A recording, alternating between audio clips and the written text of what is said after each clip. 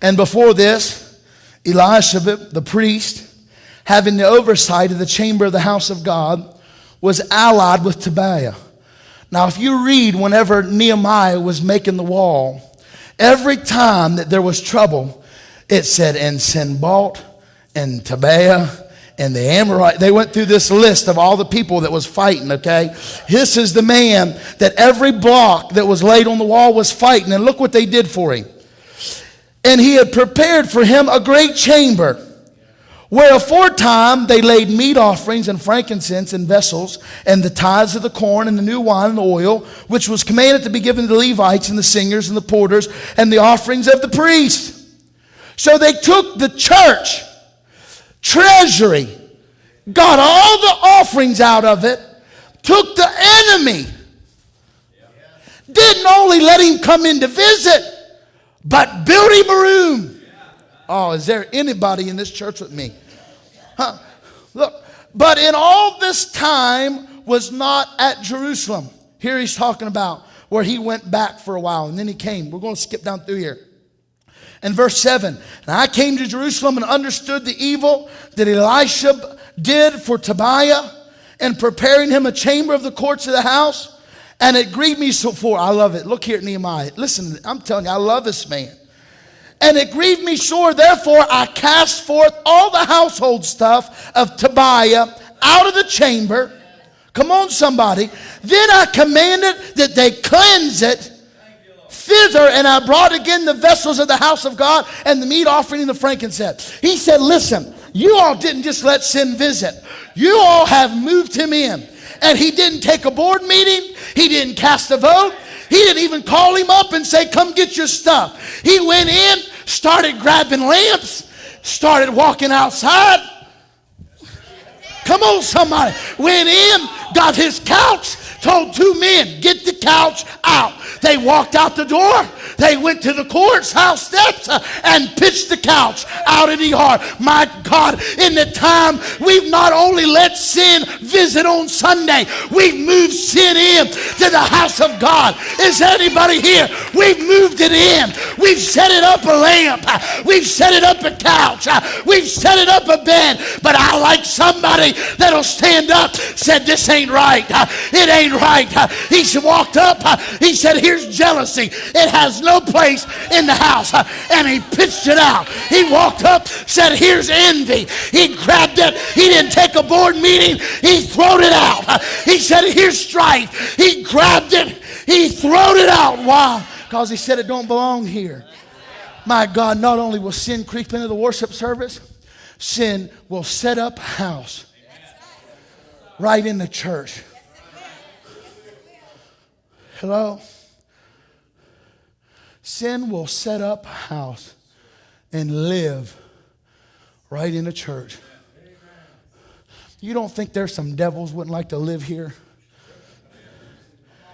Because they thought, if I could fight so bad outside, just think what I could do if I could just get inside. Whew. I fought them every block they laid. I fought them every stone they put up. I fought them when they were putting up the gates. I fought them when they were putting up the stones. I fought them when they were building the temple. I was sending letters saying, you better stop these people, because when they get this place built, they're going to quit paying their taxes.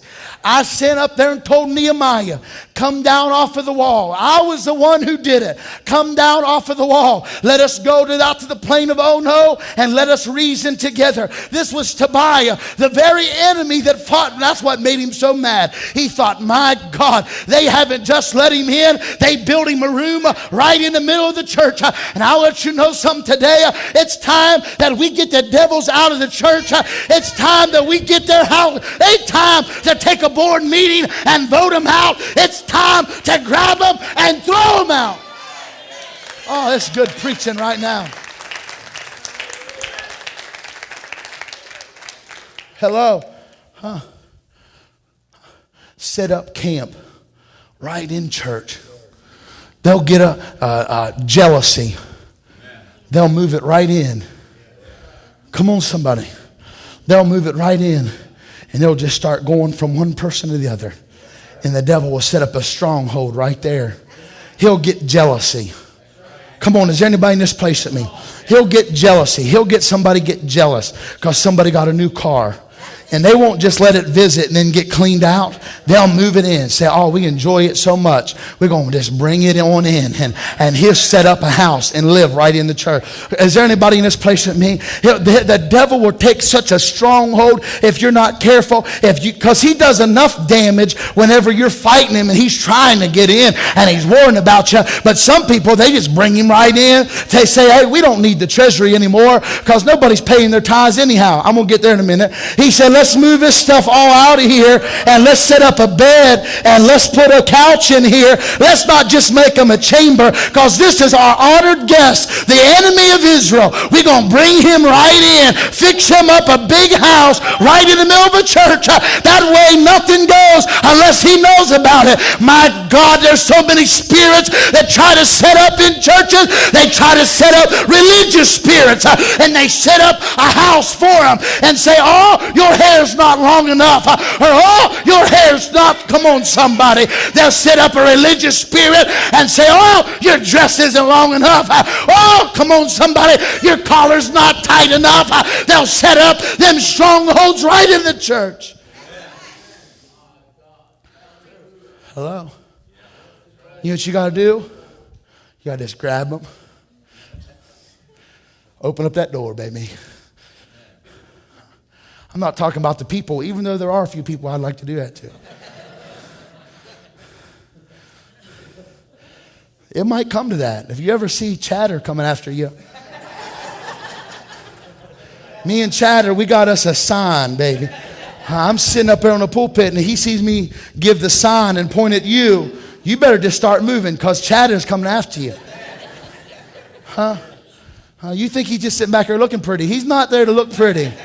He is there for cleaning house. Somebody say amen.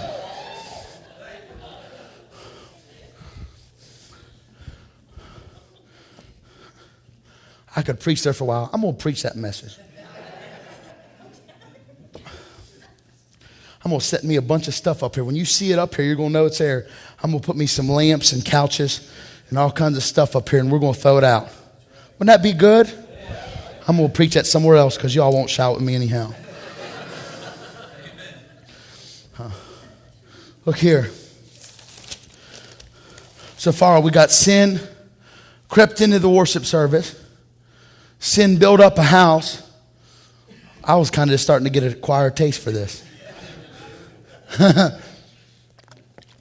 Look here. We got sin setting up in a worship service, creeping in, mixing everything up, getting everything out of unity, everything out of order. Then, not only did he try to sneak into church, he built a room in it. All in 2 years. When Nehemiah got back, man, he was cleaning house. The next thing he did was he got into their money. It's just in the Bible. Verse 10 through 14. If I don't read any other ones, I'm reading this one. And I perceived that the portions of the Levites had not been given to them. For the Levites and the singers that did the work, that were fled everyone from his field, said he run the preachers out and rein the singers out. Then contended I with the rulers. Contended is King James Version for saying I got in their ear bad. And said, why is the house of God forsaken? And I gathered them together and set them in their place. Then brought all Judah and the tithe of the corn and the new wine and the oil into the treasuries. And I made treasurers over the treasures. Shemalai the priest and Zadok the scribe, and of the Levites Pedaiah. And next to them was Hannah the son of Zucar, the son of Mattaniah. They were counted faithful, and their office was to distribute unto their brethren.